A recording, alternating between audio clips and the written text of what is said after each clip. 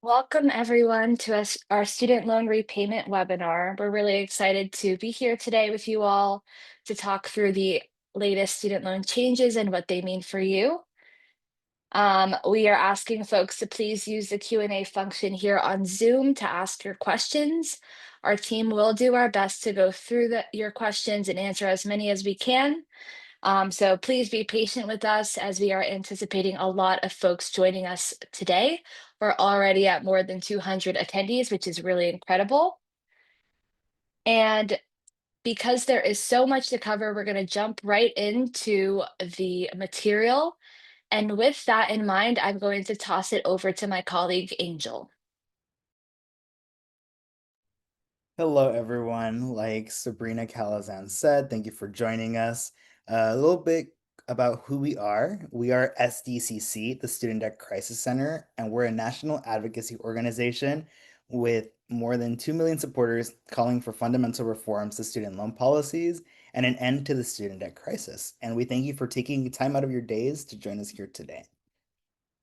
And a special thank you to our funders. This research was funded by the Annie E. Casey Foundation, and we thank them for their support. However, the findings and conclusions presented in this report are those of the authors alone and do not necessarily reflect the opinions of the foundation. Some quick reminders, like Sabrina Calazans mentioned, please use the Q&A function to ask your questions, and we'll do our best to answer as many questions as possible. And any information shared today in the workshop pertains to current guidelines and rules. So keeping in mind the date today, which is October 21st of 2025. And like I mentioned, this information is subject to change. And a recording will be provided via email to anyone who registered for the webinar. So if you miss something, you'll be receiving the recording of this within the next 24 hours. What we'll cover a lot, but we are here to break things down for you. We're going to go over loan types, repayment plans, getting out of default, loan forgiveness options, and the Q&A you get access on the Zoom feature at the bottom of your screen. One thing to mention is that we're not financial counselors or attorneys. We are advocates and experts here to help. So please feel free to go ahead and just jot any questions down you have in the Q&A. And again, the information that we're going to bring today is relevant to today's date of October 21st. So jumping into federal updates. So the beginning of the administration marked some reduction of force in the Department of Education. And with this government shutdown, we have seen more of that. And in terms of income-driven repayment plans, IDR updates, there is major processing delays. There's over 1 million plus pending applications. They've also seen the save plan and lowest monthly option removed from the application. And IRS integration is now the fastest way for processing your IDR application. We're going to jump into more of this in depth. This is just more so of a high level review of things. For negotiated rulemaking, these are federal regulatory changes to any guidelines and rules for departments. So for PSLF, Public Service Loan Forgiveness, changes to qualifying employers, the process has pending the final rule to come out. So definitely we'll keep an eye out for that. For RISE, it's a committee that is meant to implement changes established in the One Big Beautiful Bill. That's all the changes that have been people been talking about in the news that go ahead and we'll put it into effect. And we'll touch a bit about that today, but we have another workshop for that, and we'll share that later. And then for defaulted loans, collections were given the green light to resume in May of 2025. Social Security garnishments have been suspended, wage garnishments have been suspended, and they have not resumed. And for the Save Plan forbearance, interest began accruing on the 1st of August for anyone enrolled in Save. So now folks in Save will be accruing interest, but they do not have to make their monthly payment in the meantime, while the future of Save gets decided. For income-driven repayment forgiveness, this is a bit of good news that just happened recently. So loan discharges will be issued for folks who are enrolled in income contingent repayment, ICR, income-based repayment, IBR, and pay as you earn, pay, which these income-driven repayment plans were originally on hold due to a due to a recent court ruling. And this does not apply to folks in state. So again, the only ones that were mentioned, ICR, IBR, and Pay, are the ones that the loan discharges will continue to go ahead and be issued. And AFT is currently suing the administration regarding paused discharges. But the good news is, if you meet the payment threshold by the end of this year, December 31st, 2025, your debt will be considered to be tax free. Even if your discharge gets processed sometime in 2026, it would still be considered tax free. So, this is amazing news ahead of all of these changes that are incoming. Other federal updates, the one big beautiful bill was signed into law on the 4th of July, and there are federal lending limits that are beginning July 1st of next year. Graduate students are seeing lending limits of 20.5K per year with a total of 100K total lifetime limit. Professional students are seeing limits of 50K per year with a total of 200K total lifetime limit. Parents are seeing limits of 20K per year per dependent with a total of 65K total per dependent. And the total lifetime limit for all borrowers is $257,500. Regardless if you repay everything back or if you have some forgiven, that is the amount anyone can max out to borrow from the federal government. This excludes Parent Plus loans. Existing borrowers that are enrolled in a program by June 30th of 2026 are exempt from new borrowing caps for 3 years. And this is very important to note if you are planning on going back to school, if you have children that are going back to school, being mindful of these loan limits may not cover the cost of attendance or tuition for some schools. Now, changes to repayment, lots of changes. The Department of Education is working with servicers to remove the partial financial hardship eligibility requirement from the income-based repayment plan. And Parent Plus loans, again, we'll dive more into this in a bit. They must be consolidated and issued before July 1st of next year to maintain eligibility for income-driven repayment plans. It allows for consolidated Parent Plus loans to enroll in an income-driven repayment plan. And studentaid.gov states that consolidation loans containing a Parent Plus loan can enroll in income-based repayment once they've made one monthly payment and income contingent repayment. We'll explain that a bit more ahead. It can be a bit confusing, but we are here to answer your questions. Starting July 1st of 2026, there is a new income-driven repayment plan that is rolling out called RAP. It stands for the Repayment Assistance Plan. It is open to all borrowers except Parent Plus borrowers. In addition to that, then there will be a new standard plan, which extends repayment to up to 25 years, if I'm not mistaken, and it is open to borrowers with any loans issued beginning July 1st, 2026. After July of 2028, borrowers with the loan that was issued after July 1st of 2026 will be only offered RAP, the repayment assistance plan, or the standard plan.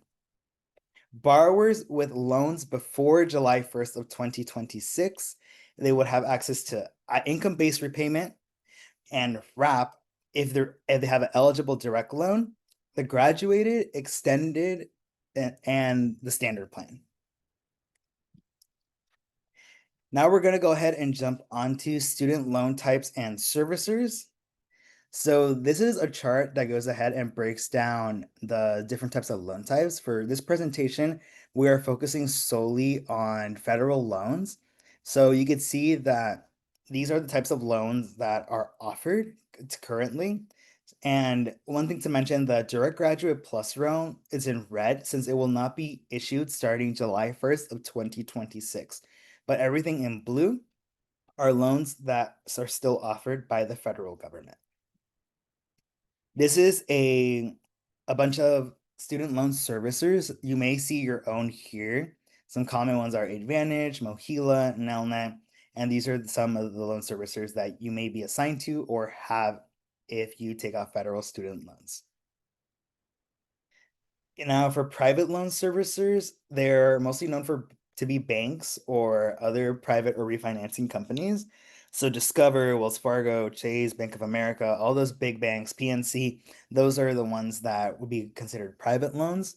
And then other companies such as College Ave, SoFi, Sallie Mae, Mohilo's one of the oddballs where it's both a servicer and a private loans servicer. So it's something to keep in mind when you are identifying these kinds of servicers. Now, we're going to go over how to use studentaid.gov. This is the hub for all information pertaining to your student loans. We cannot stress enough. Please, please, please type in directly to your browser www.studentaid.gov. The reason being because there is a lot of scams out there and we don't want anyone getting scammed. There's a lot of evil people that take advantage of vulnerable folks. So please type it into your browser to ensure you're getting to the right website. And then any questions about your federal loans or what programs are available to you, studentaid.gov is the place to go. And if you're having trouble logging in or resetting your password, you can call their number, which is 1-800-433-3243. Or you could go ahead and type in that link directly in your browser, the studentaid.gov one/FSA ID help, a recover account. So once you're logged in, you will see this. So this borrower, you can see this is their dashboard. And if you see below, there's a little blue button that says view details. So when you click on view details, it will take you to the next page. But before that, you also want to see on the box to the right, it has their loan servicer. So this borrower has Department of Education Mohila. Mohila would be their servicer.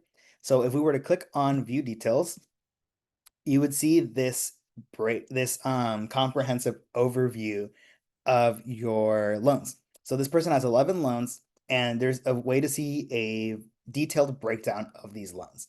So they owe 28,356, and when you click on view breakdown, you can see that it's broken down to the different types of loans this borrower had. So this first loan is a total of 28,557. It says their next payment date. It has a link to their servicer website. And when you go ahead and click on view loans, it will give you more information. You can see this borrower has a subsidized loan from Arcadia University. Their loan status is that they are in a forbearance. And the repayment plan is that they are enrolled in SAVE, the Saving on a Valuable Education Plan. You can see the interest rate and the total amount of balance that's owed. Below, same thing, they have an unsubsidized loan at Arcadia University. They are in SAVE, the interest rate, and the amount owed. You can also see when their next payment is due and the total balance overall. Now, that was a quick overview of how to use studentaid.gov. Now we're going to go into student loan repayment options. So these are the repayment options that currently exist. One thing to note is that many servicers may call the standard plan the level plan. So if you have heard level plan, it's used interchangeably with the standard plan. There's also fixed alternative plans such as the graduated repayment, extended repayment, and extended graduated repayment. And then there's the income-driven repayment plans, which are income contingent repayment, ICR, income-based repayment, the old and the new one. There's pay as you earn, which is pay, and save, the saving on a valuable education. One thing to note is that not everyone is eligible for income-based repayment or pay as you earn, and no one can apply to enroll in save given the current court litigation that is going on. Now, the 10-year standard plan, like I mentioned before, some servicers refer to it as level. It is available for folks who have unconsolidated loans and consolidated loans with a balance less than 7,500. This repayment plan is fixed monthly payments, so it would never increase. It would stay the same for the entire 10 years. There are more affordable options for borrowers who are struggling because they may be a bit more elevated than the other repayment plans. And a couple things to consider if you may want to stay in this plan is if you want to make a dent in your debt, if you are worried about interest accruing, and if you want to get out of the system quickly. There is also the standard plan that is between 10 to 30 years. So depending on how much you owe is how much the repayment period is. So monthly payments are calculated to pay off the loan in said repayment period. If you have consolidated loans, your repayment period will be up to 30 years, but it is based on your loan balance. There is no loan forgiveness aspect to this plan, and it does not count towards income-driven repayment forgiveness or public service loan forgiveness. So you can see on the right, there is a chart with a breakdown of the thresholds and how long it would take to repay those amounts.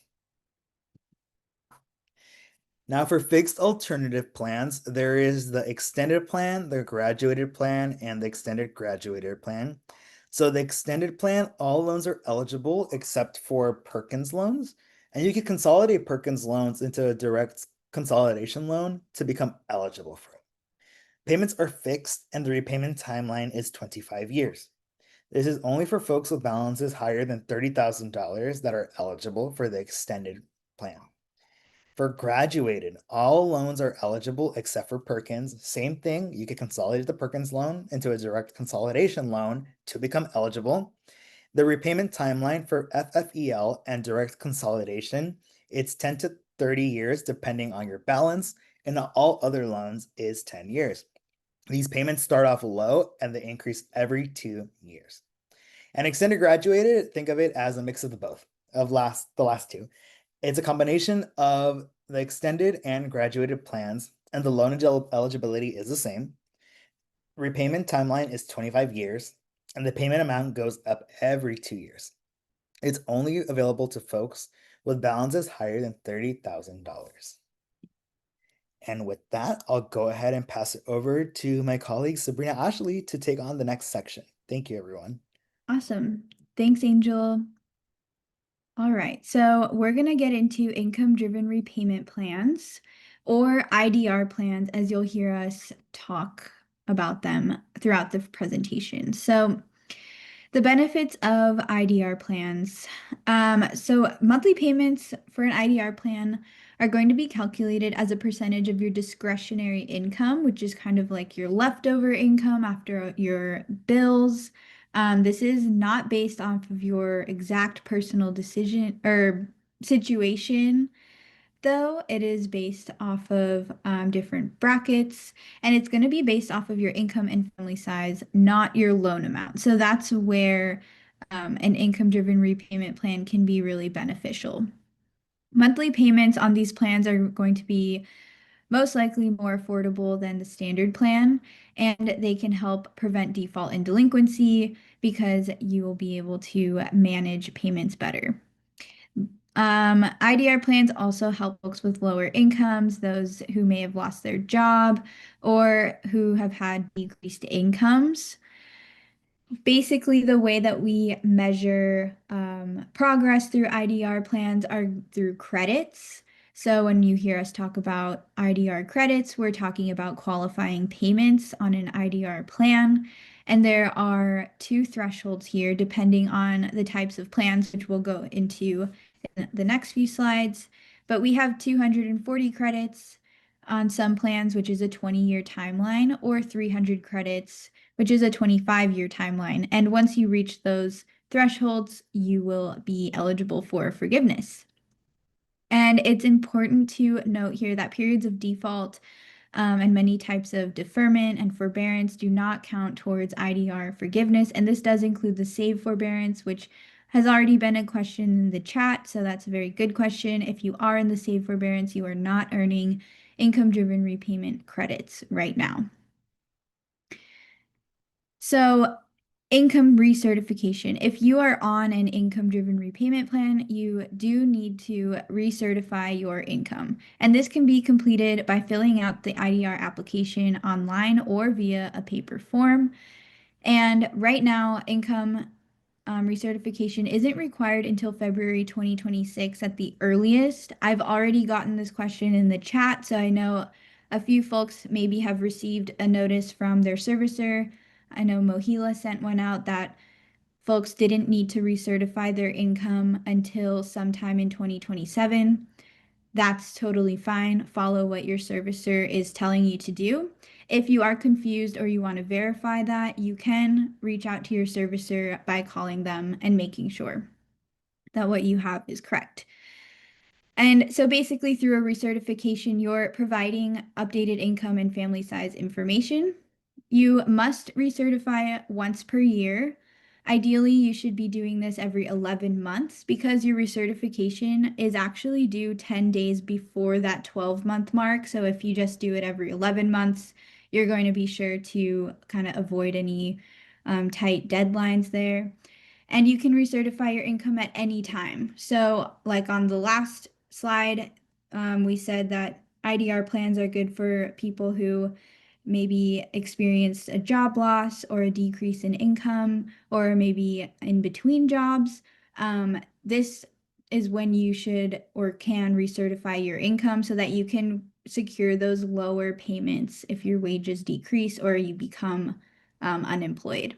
And this is just a screenshot at the bottom of what it would look like. Instead of applying for a whole new income-driven repayment plan, you would just head to the returning IDR borrowers section so that you don't have to fill out a whole bunch more paperwork.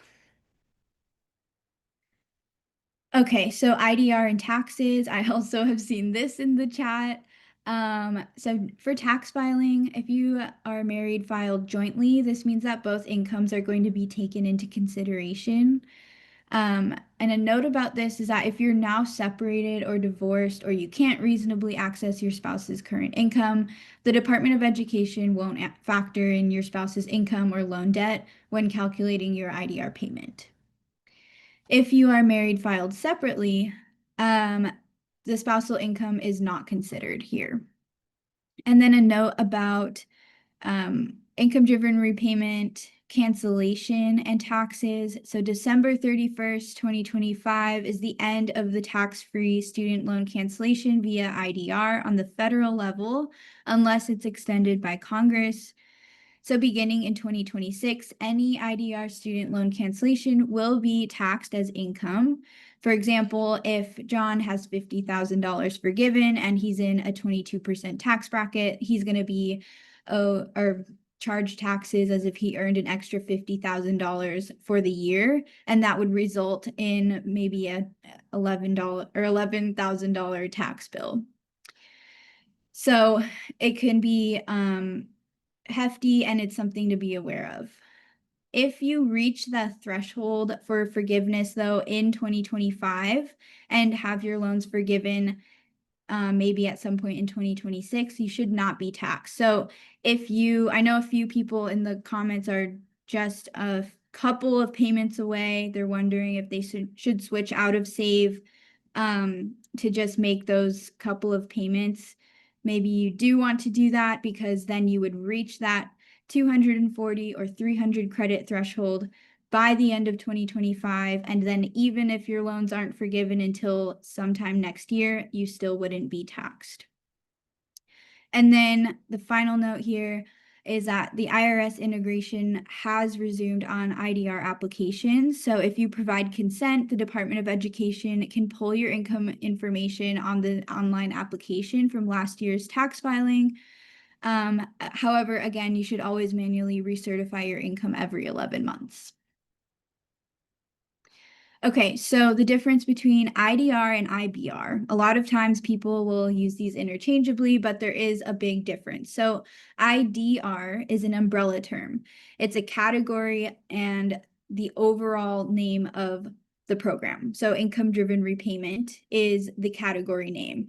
Then there are 4 different types of income-driven repayment plans. We have IBR, which is income-based repayment, pay as you earn or pay, income contingent repayment, which is ICR, and then saving on a valuable education, which is the SAVE plan. So those are all types of IDR plans. On this next slide, can we head to the next slide? Perfect. So these are the descriptions of the different IDR plans. So you can see here that each plan has a different threshold of discretionary income that it's going to use to determine your monthly payment, and then each one also has a different timeline. So some people ask why pay and then quote new IBR are different repayment plans.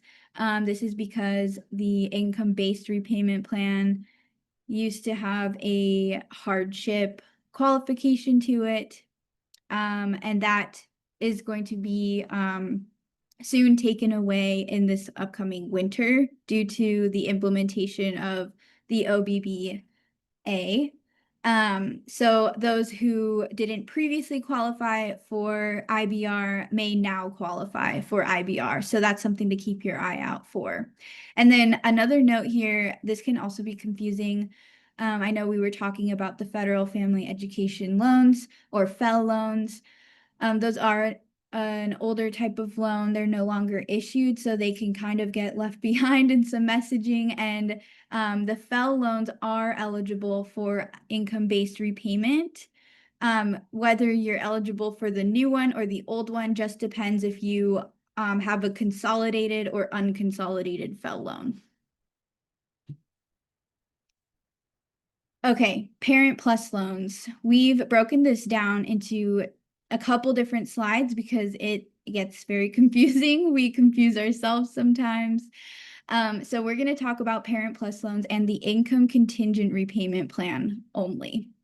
So if you have a Parent Plus loan and you want to get into the income contingent repayment plan, you will need to consolidate your loan before July 1st, 2026. And it's really important to note here that the loan has to be issued by that date. So you have to submit your application and have the new consolidation loan issued to you before July 1st, 2026.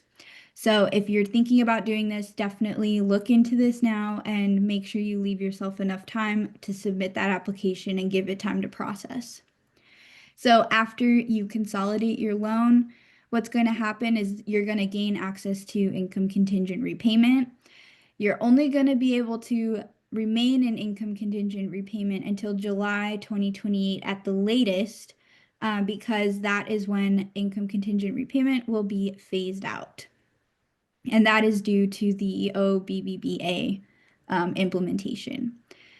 Alternative plans, if we can go back just one, alternative plans will continue to exist for Parent Plus loans. So that's the extended graduated and extended graduated plans. And then you can submit just a single application for consolidation and ICR enrollment simultaneously. So you don't have to fill out both separately. Okay, so that was income contingent repayment. Now we're going to talk about Parent Plus loans and income-based repayment. And this is a little funky, so hopefully we can all follow along and you will get a recording of this. Okay, so in order to enroll a Parent Plus loan into an income-based repayment plan, you need to first, again, you're going to have to consolidate your Parent Plus loans, make sure they're consolidated so that you can enroll them into income contingent repayment. And then you're going to have to make at least one payment in the income contingent repayment plan. Once you've made that one payment in income contingent repayment, you should be able to now enroll your Parent Plus loan into income-based repayment. And that's going to ultimately result in lower payments for a lot of Parent Plus borrowers because income-based repayment is a much more flexible plan than income contingent. Okay, so let's see some of this in action. We're going to use Jack as an example. This is just an example. This is not real information. And we've simplified these examples a lot so that we can easily see the changes here. So just keep that in mind. But hopefully this will help a lot of us see these changes in kind of real time. So Jack's income is $85,000 a year. He's married with 2 kids and his spouse is a stay-at-home parent. On the left side here, we have Jack's current loan situation. He has a direct unsubsidized loan. He's in the standard plan with a loan balance of $50,000. He's married, filing jointly for his tax filing status, and then his monthly payment is $565 with a 10-year repayment timeline. If he enrolls in an income-driven repayment plan, his loan type stays the same. His repayment plan, he's going to choose income-based repayment for the sake of this example. His loan balance stays the same, tax filing status stays the same, and where we see the big change here is that his monthly payment goes from $565 down to $238, and his repayment timeline is going to be 20 years instead of that 10 years.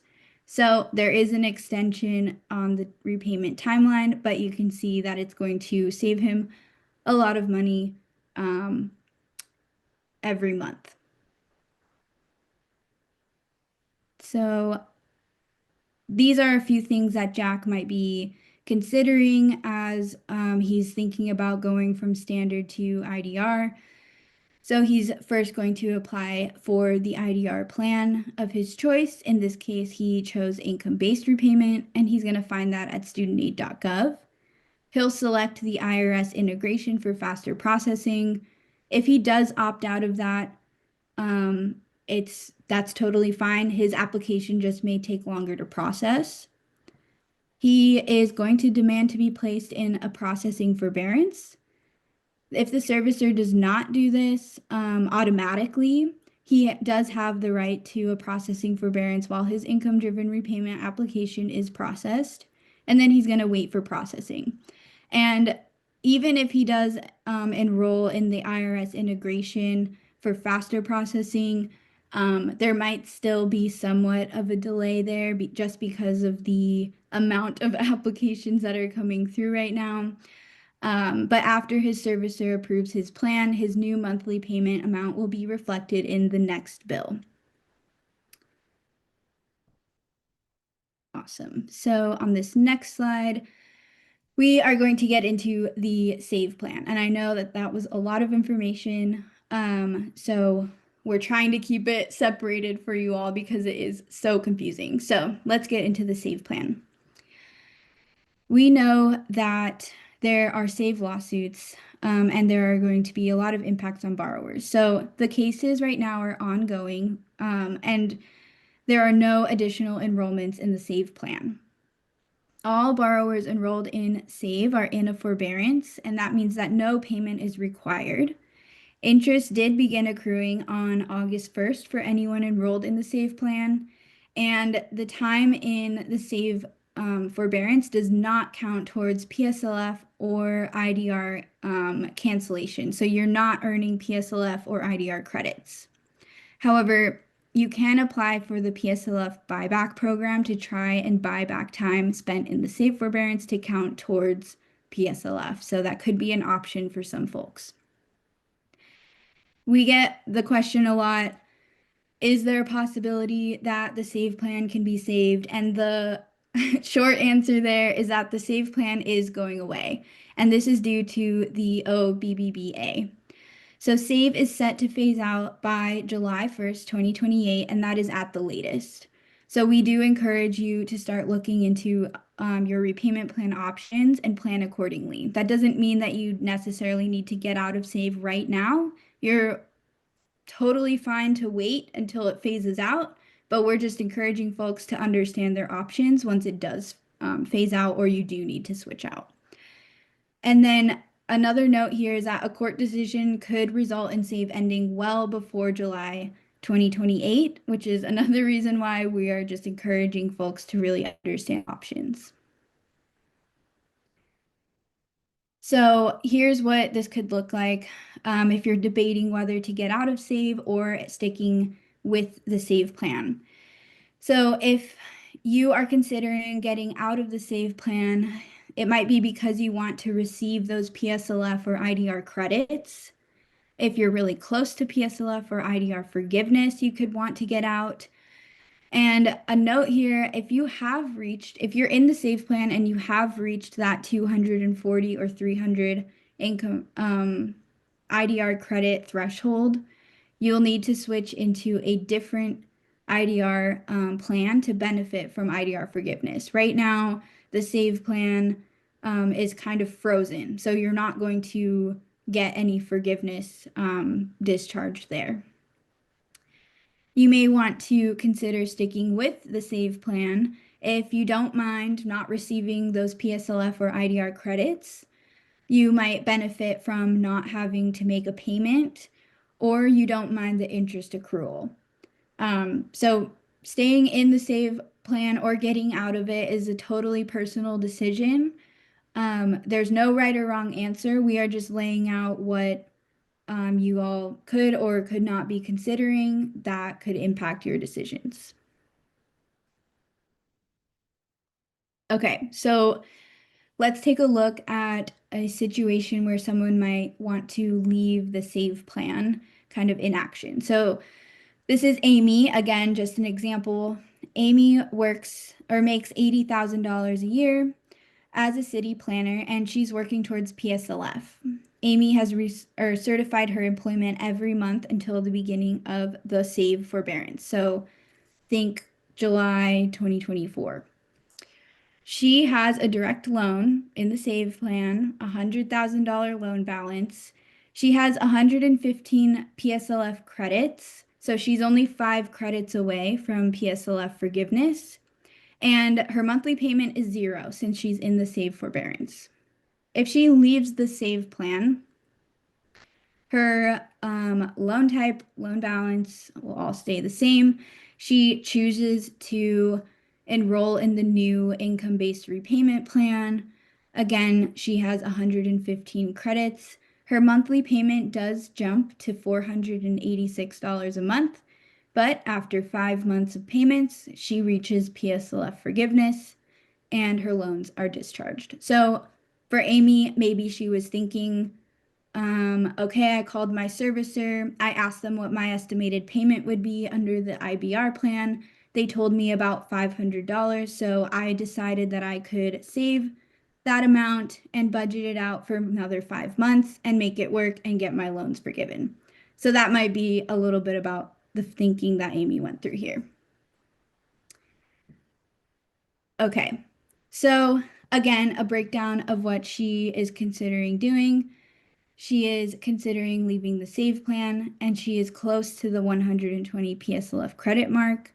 She's going to apply for another IDR plan so that she can continue making payments and accruing PSLF credits. At 120 credits, she becomes eligible to have her loans forgiven, and then her remaining balance is forgiven once she reaches that threshold. So she's maximizing her benefit of an income-driven repayment plan or that lower monthly payment and PSLF to get the most amount forgiven and the least amount paid. So Tom is our example for someone who might want to stay in SAVE. Tom makes $40,000 a year working in the city's Parks and Rec department. His current situation is he has a direct loan of $70,000 in the SAVE plan. He only has 60 PSLF credits, so he's definitely put in a lot of work, but he still has about 5 more years to go. And he's currently in the SAVE forbearance, so he doesn't have a monthly payment. He's considering staying in the SAVE plan. His loan balance and repayment plan, of course, stay the same. He stays at 60 PSLF credits because he's in that forbearance. He's not making any payments and he's not earning any PSLF credits. And then just the thing that he needs to keep in mind is that he will need to eventually switch out of the SAVE plan. So he will need to continue making those 60 qualifying payments to reach 120 once he eventually switches out, whether he switches out before SAVE phases out or after. So a little bit about what he's considering doing. He's not close to the PSLF eligibility or forgiveness eligibility threshold, so he's considering staying in the SAVE plan. He will accumulate interest, but he doesn't have a monthly payment due. And this is going to save Tom money in the meantime, which maybe is benefiting him. He can apply for another IDR plan later. Again, once the future of SAVE is decided, or rather the timeline of it is decided, he can move to another IDR plan and continue making payments until he reaches 120. So what Tom can do right now is go through the loan simulator to see how much his monthly payments will be on another plan before getting out of the SAVE plan. Okay, so how can you do that? How can you identify monthly payments on different plans? You can either use the loan simulator, which is easy to find on studentaid.gov. The con here is that it may show inaccurate results for plan eligibility and monthly payment amounts. It can be accurate sometimes, inaccurate other times, and we really don't know when it's going to be accurate. The calculations for the standard plan should be pretty accurate though, and it's a good tool if you don't have time to call your servicer and wait on the phone. You can also call your servicer. This is going to be more accurate information regarding plan eligibility and monthly payment amount. The con, of course, here is long wait times. So you will want to ask, what repayment plans am I eligible for and what are the estimated monthly payments? And if you are working towards PSLF, you'll want to definitely specify that you want to maintain eligibility for PSLF. So they should be giving you estimated repayment information for IDR or the 10-year standard plan. So on the next slide. Okay, what to know before applying for an IDR plan: your permanent and/or mailing address, your family size. If you don't want to do the opt-in for IRS integration, you'll need to provide income documentation. You'll just need to choose one of these: a W-2, pay stub, bank account statement, etc. A note here is that you must know what plan you want to enroll in. The lowest monthly payment option no longer exists on the IDR application. So how to apply for an IDR plan? You can apply for one online or via paper application. We recommend the online application at studentaid.gov/IDR. It's just a little bit easier and faster for folks. If you applied for an income-driven repayment plan before March 2025, submitted an application requesting the lowest monthly payment, or applied for the SAVE plan and your application is still pending, you should consider resubmitting your application. So again, if you applied before March 2025 and you hit lowest monthly payment or the SAVE plan and your application is still pending, definitely consider resubmitting your application. So how long does it take to process these applications? It can take anywhere from a few days to a few months. Applications that do opt into the IRS integration are being processed much faster than paper forms or income documentation. That is just something that we've been seeing. Again, it's not mandatory though. And you should be placed into a processing forbearance once you submit your application. So you should not be billed while your application is being processed. And if you're not placed into that processing forbearance, you can call your servicer and demand to be placed into one. Okay, IDR credit counts. How to check qualifying payment counts towards various IDR plans.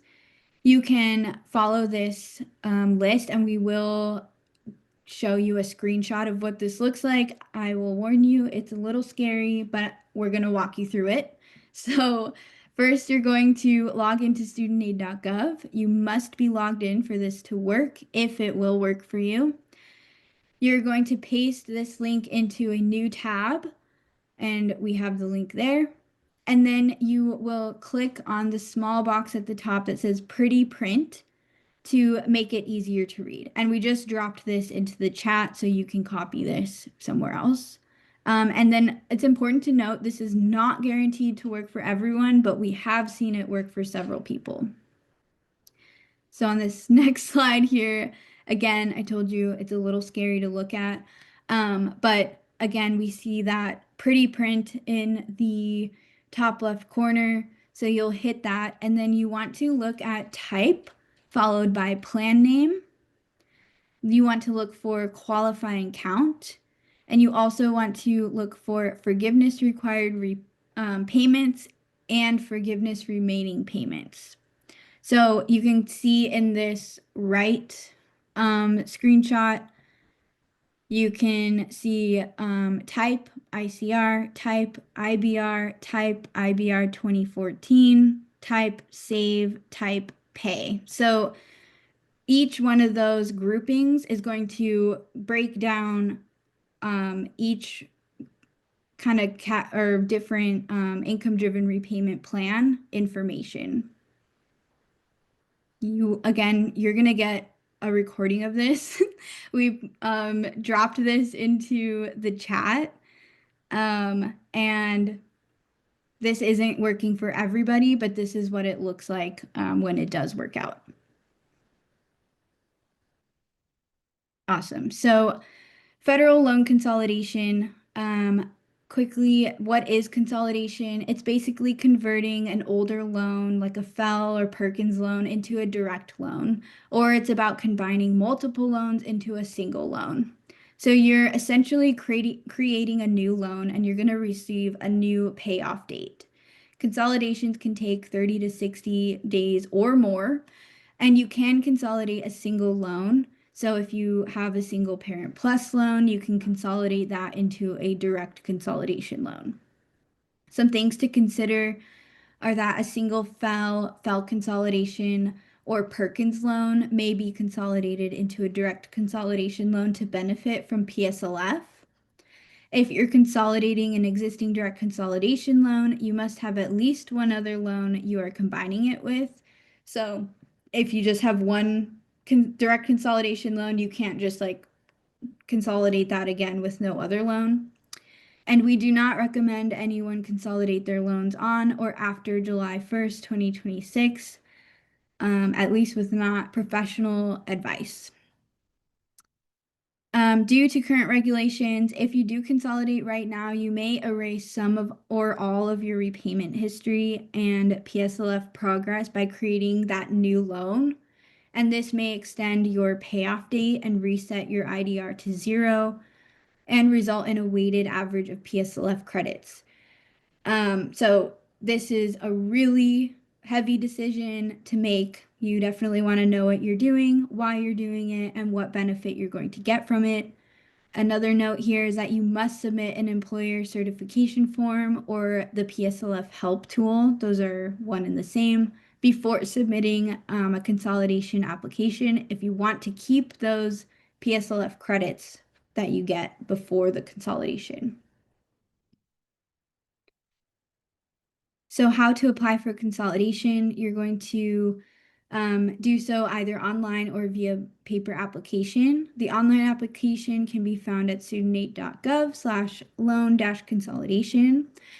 If you're consolidating your loans to enroll them in an IDR plan, you can submit that single application to consolidate and enroll the new loan into an IDR plan. Again, processing times are extremely delayed right now and can take upwards of 30 to 90 days to process your application. And you should be placed into a processing forbearance during this time. On this next slide, what to do if you are struggling to repay your loans. I'm actually going to pass this to Sabrina, who will take over. Thank you, Sabrina, Ashley, and thank you all for your patience as we cover all of these different topics. I know it can be overwhelming. There's tons of questions in the Q&A, and so we're doing our best to answer as many as we can. So thank you again. Let's jump into what to do if you're struggling to repay your loans. So if you can't afford your payments, if you've checked what your eligibility is for income-driven repayment plans and all of those options, but you still cannot afford the minimum monthly payment, you may consider applying for a forbearance or deferment as temporary emergency options. The two are similar, but there are also some some key differences here for folks to be aware of. So a forbearance will allow you to temporarily stop making monthly payments or temporarily make smaller payments. Usually, depending on the type of forbearance, there is no progress towards forgiveness or loan payoff during this time, and interest does accrue during most forbearances. You may choose to pay the interest during a forbearance, but again, if you're struggling financially, you do not need to worry about that. Now, a deferment also allows you to temporarily stop making payments. Interest accrues on some loan types in a deferment, and there are also specific instances in which you can apply for a deferment. So there are specific eligibility requirements. So if someone is undergoing cancer treatment, if you're going through economic hardship, if you're enrolled in a graduate fellowship, if you're enrolled in military service and post-active duty, there is a student deferment. There's a rehabilitation training, and there's also unemployment deferments. So there are options that are available to folks if an IDR plan does not work for you. This is a possibility and a way for folks to stay out of default. Now, what happens if you don't make payments? Now, I know a lot of folks are concerned about defaulting. You might see a lot of headlines out there in the news right now about how many millions of folks are currently in default. So let's talk about what's going on and how that happens. So the first day in which you are past due, your payment is already considered delinquent. So that is something to keep in mind. The first day, you're already delinquent. Now, after 90 days of being past due, your delinquency is going to be reported on your credit score into credit agencies. So you'll see a ding, you might see a drop in your credit score. That's because it's being reported to the major credit bureaus. Now, the loan will remain delinquent until missed payments are made up, or you can also get a deferment or a forbearance to be granted for that delinquent period to essentially clear up the delinquency and put your loans back into good standing.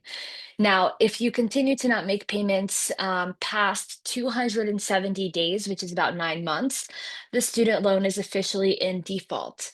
Now, there are various consequences to default, which include tax refunds being withheld, wage garnishment, ineligibility for federal assistance, like mortgages, if there are federal programs for mortgages, additional financial student aid. All of those things are consequences of falling into default. Now, there are options to get out of default. So there's loan rehabilitation or loan consolidation as ways to get out of it. Again, there are ways for you to get out of this if you're currently in it. Don't be embarrassed. Reach out to our team, and we'll definitely share as many resources as we can. And next week, we'll also have a default specific webinar as well as a save specific webinar, which I'll share with you all at the end. And also, if you're uncertain about whether or not you are in default, if you log into studentaid.gov and your dashboard looks like this with this red banner at the top, if you are in default, it's going to say you have X number of loans in default. That is a very clear indicator that you are defaulted. At times, it will say on the side, past due, but that red banner is the most clear indication that you are in default. Now, if you go to the next slide, if you are looking and exploring at the different ways that you can get out of default, I mentioned loan rehabilitation. This involves making 9 on-time monthly payments over the course of 10 months. So you will need to get on the phone with your servicer. You'll need to share financial information with them, income information, everything that's going on, so that they can make a determination for an affordable monthly payment amount that works for you. The payment could be as low as $5 a month. I believe that is changing in the next few years and it's going to change to $10 a month, but that is something that exists. It's fairly low. And then once you complete this process, the collections stop. So loan rehabilitation right now is a one-time opportunity. Beginning in July 2027, it's actually going to be something that folks can undergo 2 times, but for right now, it's just once. And then there's loan consolidation. Um, which is the process of converting or combining your loans into a single direct consolidation loan, essentially creating a new loan that is basically this new loan, your old loan that was in default is being paid off. And so to qualify for this loan consolidation, you would need to agree to repay under an income-driven repayment plan or make 3 full on-time payments before consolidating. Now, if you have a single loan, you can consolidate it as long as it's not already a single direct consolidation loan. So if you have a single parent plus loan and it's in default, you can consolidate that into um, you can consolidate that to get out of default. But if in the past you've consolidated your loan and it's already a direct consolidation loan, you will not be able to use loan consolidation to get out of default. You will need to use loan rehabilitation. And if you are in default, we highly recommend that you call the default resolution group at 1-800-621-3115. The default resolution group is the group that can provide all of the information about your loans if they're in default. They'll tell you if your loans have been moved to a guarantee agency and to a default servicer, if the loans are in collections or what the status of your loans is. They will provide all of that information to you. So we do highly recommend that you call them. If you can't call, you can also find information about default resolution group at studentaid.gov and create an online account as well. Now, I know that throughout this presentation, we've sort of covered a few types of forbearances, so we just want to give a quick overview about the differences between all of them. So to start off with, the hardship discretionary forbearance is the one that I just covered as a temporary pause in your payments. So usually when someone is struggling to afford payments, you will need to apply for this forbearance. It's not automatic. We do recommend that folks get on the phone with their servicer to request this. It's just the best process that we've seen. Otherwise, online is probably the second best option versus mail, which is usually the slowest option. Interest does accrue during that discretionary forbearance, and time spent in that forbearance will not count towards IDR or PSLF forgiveness. Now, with the SAVE administrative forbearance, there's been a ton of folks with SAVE questions. This was an involuntary forbearance. There was no application. All of the 8 million folks who were enrolled in SAVE have been placed into this automatically by your servicer. No payments are required during this time, but it's important to note that on August 1st of this year, interest began accruing. During this time, you will not receive PSLF or IDR credits in the SAVE forbearance specifically. And then if we're looking at the processing forbearance, this is usually for folks who apply for an IDR plan. You are placed into this processing forbearance until your servicer processes your application. And you're supposed to be automatically placed into it, but we have seen a couple of instances where the servicer has not put someone into the processing forbearance and they've received a huge bill as if they were in the standard plan. If this happens to you and you're not placed into it, you can call your loan servicer and demand to be placed into it because you have every right to be placed into it.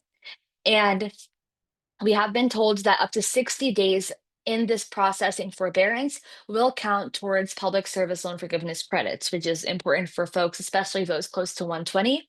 And interest does accrue during the processing forbearance. So that's just a little bit of the differences between the existing forbearances that we've discussed today. Now, public service loan forgiveness, another really popular program. So let's go through this as well. Now, when we talk about PSLF, we like to talk about the combined benefits. So Sabrina Ashley covered the income-driven repayment plans, and now we're going to talk about PSLF.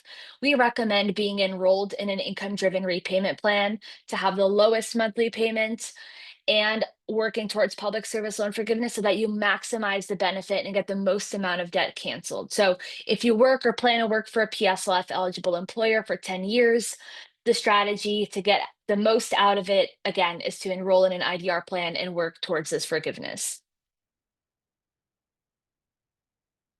Now, a little bit of context here. The program began on October 1st, 2007. So unfortunately, any employment prior to this date does not count towards public service loan forgiveness. Only beginning on October 1st, 2007 and onward is being counted as qualifying employment for this program. 120 payments or credits must be made over time for this for you to qualify for public service loan forgiveness. 120 payments translates to 10 years, and then you also need to give it a bit of time for the application approval. It's not an automatic approval and discharge, and the payments are cumulative, not consecutive, for this plan or for this program, excuse me. Now, some of the things that you need to think about if you're considering PSLF or if you're currently working for a qualifying employer is, do you have a direct loan? That is really important here. If you have a FFEL loan and you're working towards PSLF, you will need to consider consolidation. And before you do so, you need to certify or you need to submit employer certification forms. It's a little bit wonky here, but you need to have a direct loan at the end of the day. Does your employer qualify? We're going to talk about what employers qualify for this program in just a bit. Are you in a qualifying repayment plan? We're also going to get to that in a bit. And then you will need to document your employment using the PSLF form or the PSLF help tool. We recommend that once you reach 120 credits for you to go through the PSLF help tool again and click the button that says I've completed 120 credits. Our recommendation is really that folks go through it at least once a year so that each year you see the uptick in the number of credits and you have a sense of where things stand in relation to the 10-year timeline that you're working towards. Now, what does qualify for PSLF? So if you have a direct loan, meaning a subsidized, direct subsidized, direct unsub, a direct grad plus, a direct parent plus, or a direct consolidation loan, those qualify. If you're enrolled in the 10-year standard plan, the ICR plan, the pay-as-you-earn plan, or the income-based repayment plan, those are qualifying. And for employers, all levels of government work, so federal government, state, local, tribal, all of those count. A 501c3 nonprofit counts, and other critical public service workers like police officers, firefighters, those all count as qualifying employers.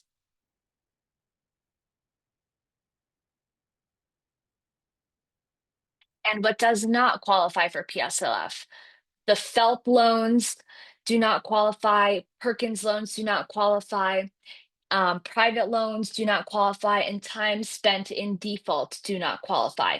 Now, loans can be consolidated. The FFELP loans, the Perkins loans, they can be consolidated to become eligible for public service loan forgiveness. That is an option.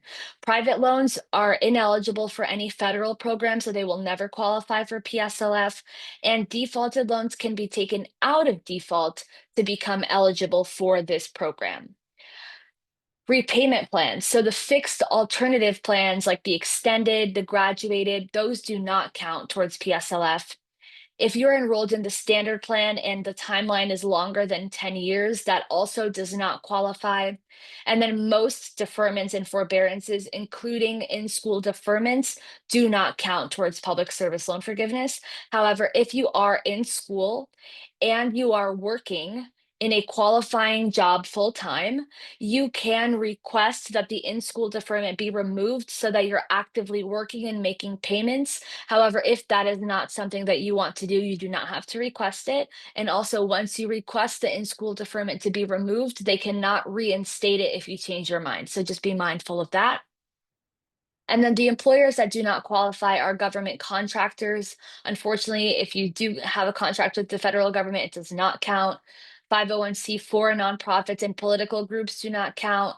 And the employer of, so if you work for a labor union, it does not count. If you are enrolled or if you are part of a labor union, but you don't work for the labor union, it does count. That's not a disqualifying factor here.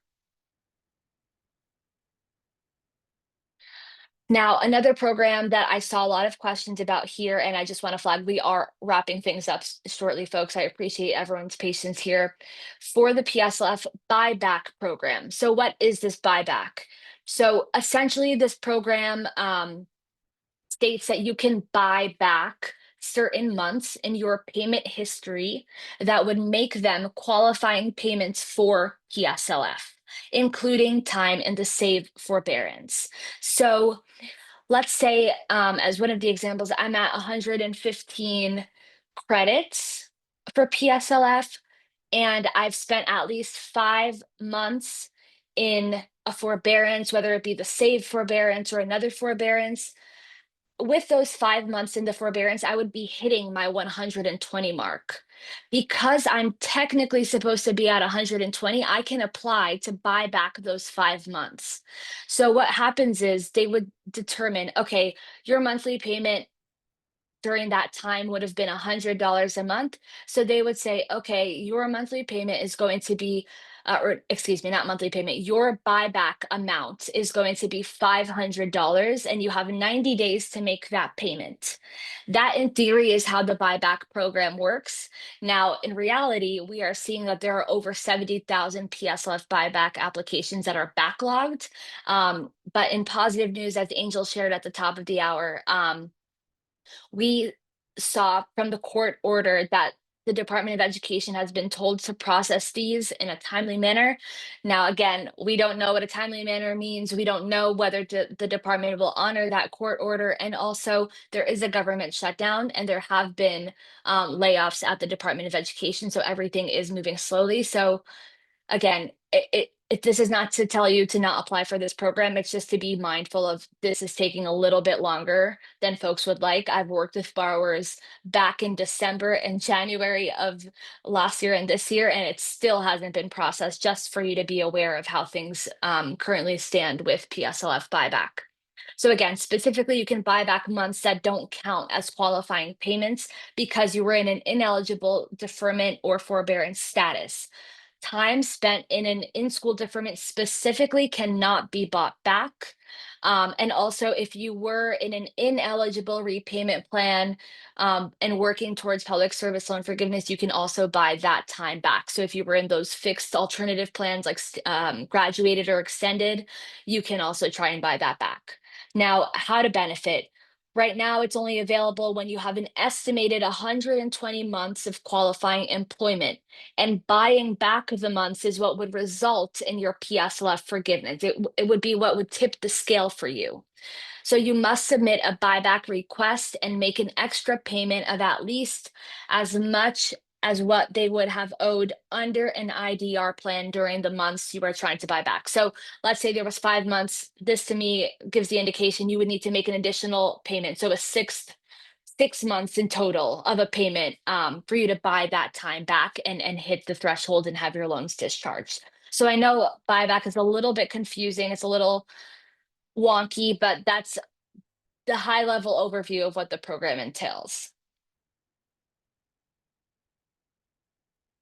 Now, there are some other major changes coming with public service loan forgiveness that are estimated to kick in next year. It could be by July of next year, but it also could be sooner if the department decides to have immediate implementation.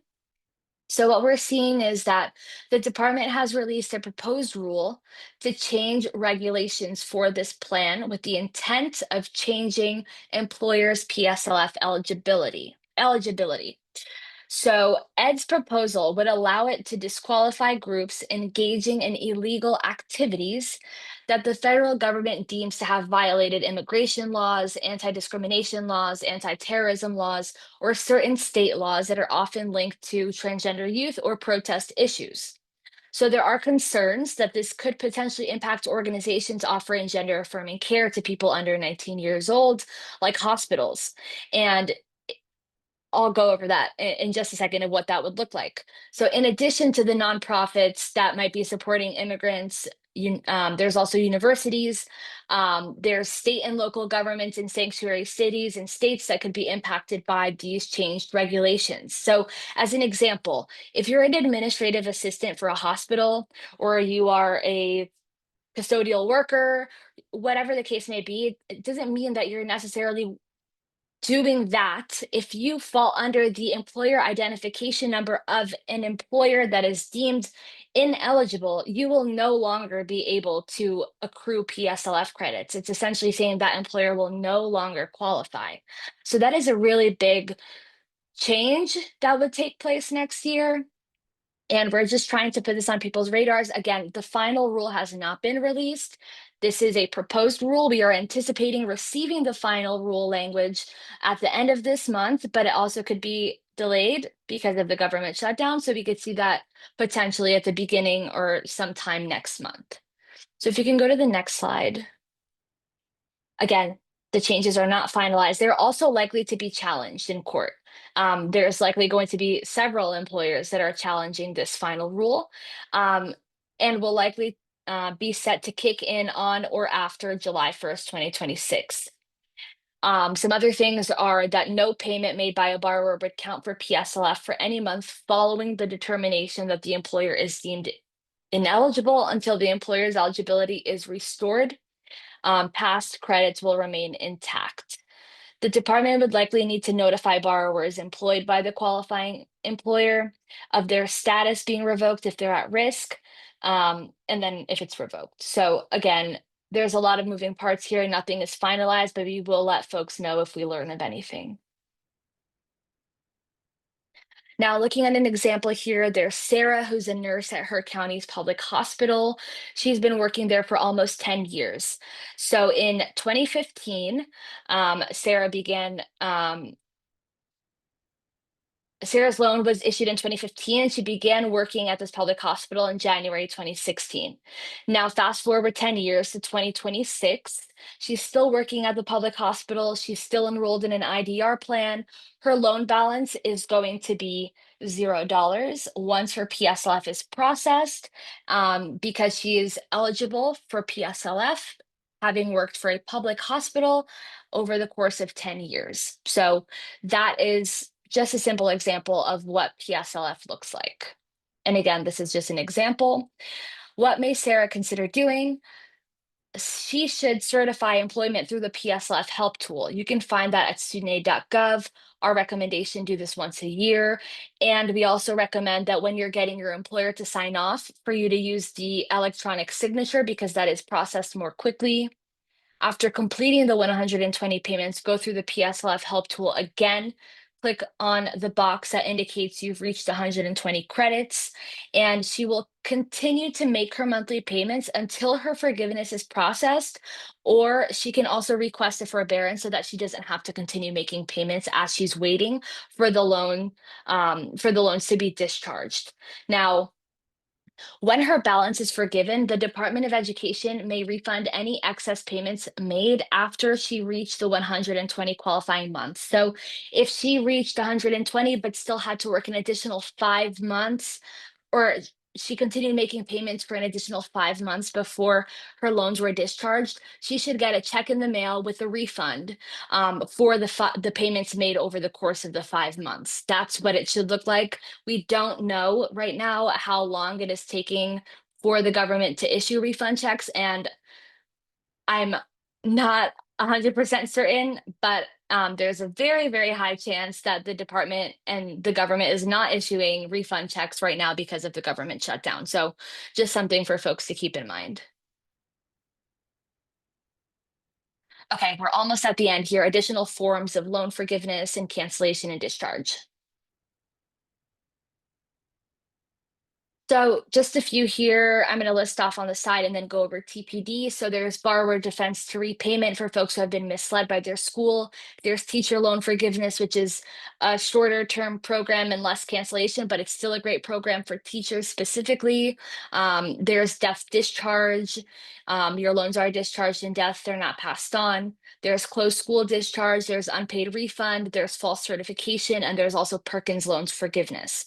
Now, one of the biggest programs and more popular ones is total and permanent disability discharge. This will provide full forgiveness on your federal student loans if you are totally and permanently disabled. So you will need to provide documentation. You can select one of these options. So there's the Veterans Affairs, there's a Social Security Administration, or there's a medical professional that can sign off for you on the application. There is no longer a 3-year income monitoring period for TPD that used to exist, in which folks couldn't work because they were monitoring your income. That no longer is the case. And then borrowers qualify for TPD if they have a mental or health condition that is expected or has lasted 5 years and is preventing them from getting substantially gainful employment. So if that is something that applies to you, I recommend that you check out TPD.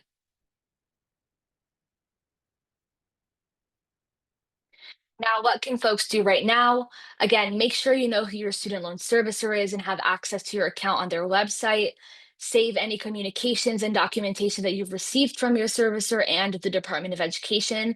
Print, download, screenshot, and save any information that details how many PSLF and IDR credits you have, if applicable. Parent Plus loan borrowers who would like to enroll their Parent Plus loan in an income-driven repayment plan will need to consolidate their Parent Plus loans before July 1st, 2026, and preferably much sooner because the loan needs to be dispersed. The new consolidation loan needs to be dispersed by that July 1st, 2026 date, and you will need to enroll the consolidation loan in an IDR plan before July 1st, 2028, so that you do not lose access to them. If you have issues or complaints, we recommend that you reach out to your representative's offices. We'll share a casework tool via email tomorrow. There are state AG's offices. There are also local and state student loan ombudsman's offices. They are the best resource that we found. And then your student loan servicer website will often have a chat and messaging function, and you can also try phone and email. Again, a warning to folks about debt relief scams. The scams typically involve offering a loan consolidation or debt forgiveness in exchange for a fee. There are predatory practices that include upfront fees claiming to be the Department of Education, promises of loan forgiveness. There are also bait and switch that may include immediate loan forgiveness and deadline approaching or debt forgiveness in exchange for a fee. It's also really important to note that if you refinance your student loans with a private lender, you will lose access to all federal student loan benefits and programs. If you want to continue getting these updates, sign up for our mailing list. Also follow us on social media. And our upcoming workshops are next week. So for all of the SAVE folks who have more questions, we're going to dive even more in depth on that webinar next Tuesday at 7 p.m. Eastern, 4 p.m. Pacific. And we also have a delinquency and default webinar that we are doing on Wednesday, October 29th at 7 p.m. Eastern, 4 p.m. Pacific. So we encourage you to join those. And in the coming months, we'll have different topics as well. And I know Sabrina Ashley from our team is dropping those links in the chat if you want to sign up for them right now.